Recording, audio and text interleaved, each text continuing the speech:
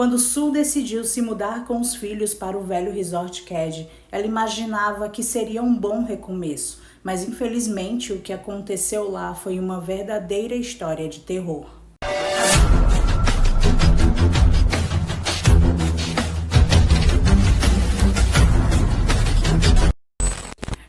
Oi, sejam bem-vindos ao meu canal. Eu me chamo Iris e falo sobre casos criminais. Então, se você gosta de acompanhar esse tipo de conteúdo, já se inscreve aqui e ativa o sininho de notificações para não perder nenhum vídeo. Eu também te convido a me acompanhar nas minhas outras redes sociais, que tem vídeo lá todo dia. Feito isso, vamos para o caso de hoje. O terrível caso de hoje aconteceu no velho Resort Cad. Mais especificamente na Cabana 28, onde a Sue morava com seus 5 filhos. O resort fica localizado no condado de Plumas, nos arredores da cidade de Quincy, na Califórnia. Ele tem 33 cabanas e fica rodeado de floresta. E lá era o lar de algumas famílias, entre elas a família Sharp. Glenna Susan Sharp, mais conhecida como Sue, nasceu em Springfield, Massachusetts, no dia 29 de março de 1945. Em julho de 1979, quando ela tinha 34 anos, ela decidiu deixar sua cidade para trás por causa do ex-marido James Sharp. A Sue, na verdade, estava meio que fugindo desse ex-marido dela, que era completamente abusivo e agressivo, tanto com ela quanto com os filhos dela. A Sue tinha 5 filhos. Eram eles o John, que na época dos fatos tinha 15 anos de idade, a Sheila de 14, a Tina de 12 anos, o Rick de 10 e o Greg de 5. A Sue então criou coragem, pediu o divórcio e foi com os filhos para o norte da Califórnia para uma nova vida. A Sue escolheu a cidade de Quincy porque lá morava um irmão dela chamado Don, e aí ela ficaria perto dele, as crianças ficariam perto do tio e tava tudo certo. A princípio, ela alugou um trailer assim bem apertadinho mesmo, que havia sido desocupado recentemente pelo Don, e lá ela ficou morando com seus filhos durante um tempo. E com o passar do tempo, a Sue foi conseguindo uns trabalhos e decidiu procurar um lugar maior para abrigar sua família. Foi então que ela encontrou o velho Resort Cad no meio da floresta. Em 1980, Cad tinha um hotel completo, com bar e restaurante, uma loja geral, um correio, uma pensão onde moravam alguns estudantes e haviam as cabanas antigas.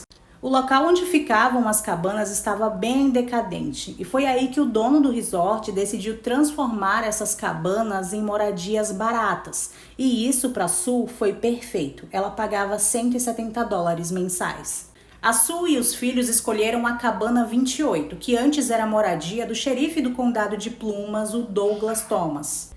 A Cabana 28 possuía sala, cozinha, um banheiro, 3 quartos e um porão. E apesar de ser no meio da floresta, tipo no meio do nada, várias famílias moravam lá. Então a Sue fez vários amigos, ela tinha muitos vizinhos e as crianças também fizeram amizade com as crianças que moravam lá.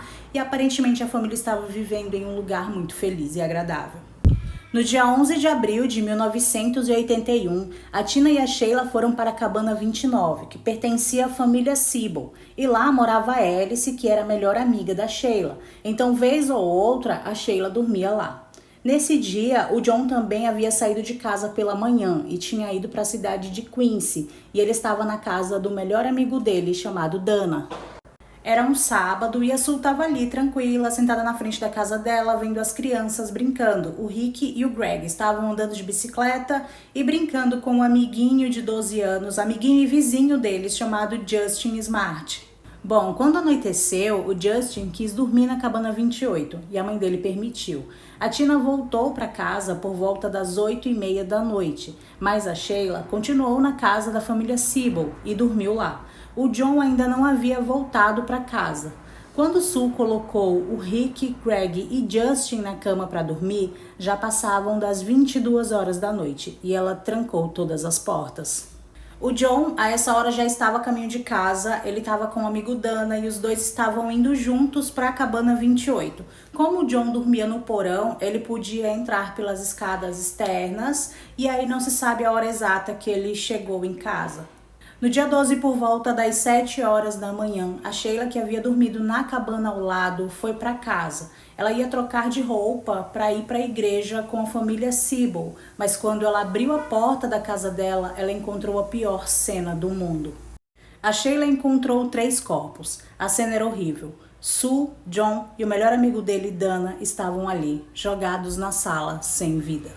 John estava de bruços em uma poça do próprio sangue. Ele teve sua garganta cortada. Sue estava deitada de lado, perto do sofá, sem as roupas de baixo, amordaçada com a própria calcinha. Ela também teve a garganta cortada e foi golpeada no peito. O Dana tinha vários ferimentos na cabeça, mas ele foi morto por estrangulamento. A Sheila então saiu correndo da cabana, gritando desesperada, pedindo que o Siebel ligasse para a polícia. Enquanto a senhora Siebel ligava para a polícia, ela e o James Jr. Siebel voltaram até a cabana para procurar os meninos, procurar as crianças e a Tina. Ela então correu até o quarto dos irmãos e encontrou o Rick, o Greg e o Justin dormindo ilesos. Ela então acordou os meninos e tirou eles pela janela da cabana para que eles não vissem aquela cena de horror. Então, alguns minutos depois, a Sheila voltou de novo na cabana para procurar a Tina, mas infelizmente a Tina não estava em lugar nenhum.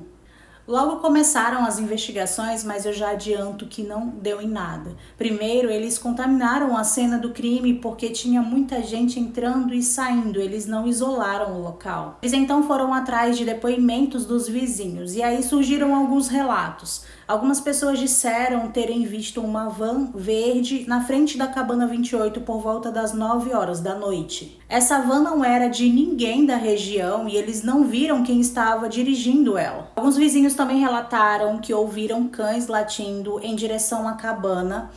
Um casal também foi acordado por volta de 1h30 da manhã com gritos abafados, só que eles ficaram com medo e não abriram a porta para ver de onde estava vindo aquele grito. Houve também um relato de uma pessoa que viu a luz da varanda da cabana acesa às 4 da manhã e a porta dos fundos aberta. E também viram gatos entrando e saindo pela porta dos fundos. O bizarro nessa história é que pessoas estavam sendo torturadas e assassinadas ali na cabana e as 3 crianças que estavam dormindo em cima não acordaram e não ouviram nada. Na verdade, o Justin acabou dizendo para a polícia depois que ele havia sonhado com sons vindos da cozinha. E ele falou também que achava que tinha visto 2 homens. Então ele foi levado para uma sessão, ele foi hipnotizado e lá perguntaram as características desses homens que ele tinha visto e ele começou a falar as características deles e fizeram ali um retrato falado. Porém, essas características acabavam mudando bastante, então eles desconsideraram aquele retrato falado e essas pessoas nunca foram encontradas. Na cozinha da cabana foram encontrados 2 facas, um martelo e uma espingarda de chumbo.